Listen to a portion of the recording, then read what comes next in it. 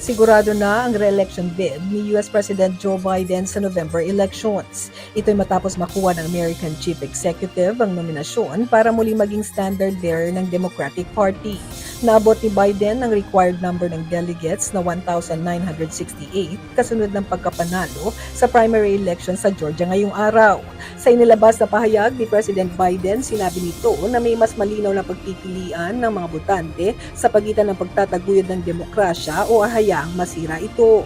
Inaasahan namang maabot ni dating US President Donald Trump ang takdang bilang ng mga delegado para sa Republican presidential primary bago matapos ang araw na ito.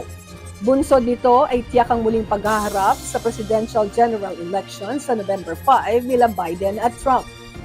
Huling nagkaroon ng rematch sa presidential election ng Estados Unidos noong 1956 sa pagitan ni na President Dwight Eisenhower at former Illinois Governor Adlai Stevenson.